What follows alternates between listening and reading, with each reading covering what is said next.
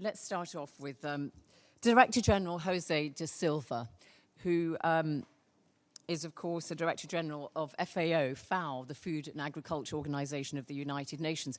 But when you were in Brazil, in your native Brazil, and a minister there, you were in charge of the Zero Hunger project.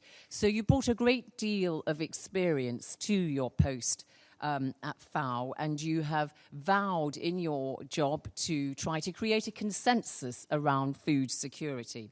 So FAO has very much been a leader in trying to raise understanding of the reasons why there is food insecurity and famine, and also in the importance of developing early warning systems.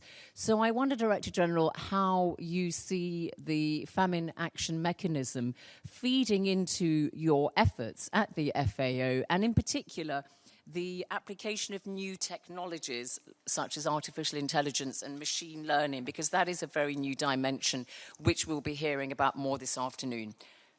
Director General. Thank you, Ms. Zenaid. Let me start, first of all, welcoming this initiative. I think that every time that the World Bank and UN get together, things get better. So we really appreciate this. And I will say also something that I appreciate very much, that we are not intend this time to reinvent the wheel. So we are basing on the things that are working.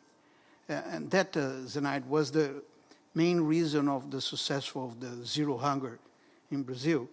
We didn't invent nothing. We just collect the things that were working at community level and scale it up.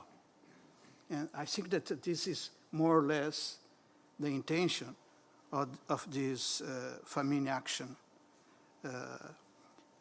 Mechanism. I'm particularly happy to see that the experience that we have in FAO, in our partners also, WFP, UNICEF, is being taken into consideration. One of it was mentioned, including in the video. We started in the early 70s in West Africa and the Sahel in general, this global information and early warning system. It has been crucial to deal with the famine at the time in all West Africa. We also are taking into consideration the experience of the IPC, that is the Integrated Food Security Phase Classification, that was mentioned also in the video, was fundamental in Somalia in 2011. But after that, in Yemen, in all the conflicts area that we have, and this number that you saw, 124, that is the food security acute, is taking for that, the IPC phase 3 and above, 3, 4, and 5, that is for me. So I'm very happy that we are building on those very successful, and of course, the idea that more money can come in is crucial to scale up.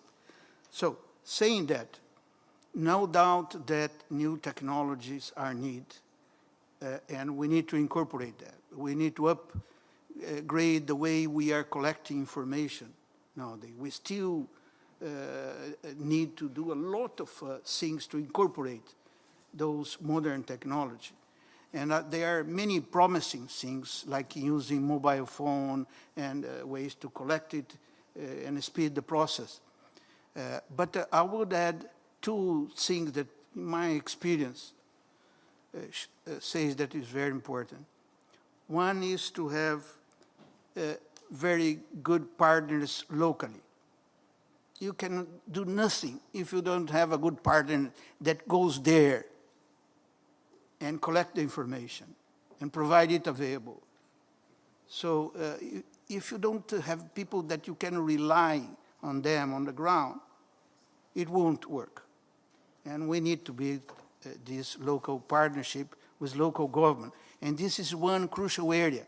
All SDGs are missing on good information from local governments. and we need to work much more on that. There is a second thing that I would like to also highlight. We need networks. No one can do this alone. So the partnership among the UN agents and with private sector, as mentioned, civil society, NGOs, is fundamental. And I'm happy to know that this global network against food crisis was the base for this video. This is a network that is from the European Union. That's one of the most important supporters of all this work. Also, David, the WFP and FAO, we are working on that. And I believe this is a good example how we can enlarge this network with other organizations to have a strong mechanism to communicate it. So thank you. Thank you very much indeed, Director General De Silva, especially for emphasising the importance of local partnerships, because at the beginning I outlined, the members of the FAM family, as it were, and at country level, the local partners and civil society organisations are absolutely critical, as you said.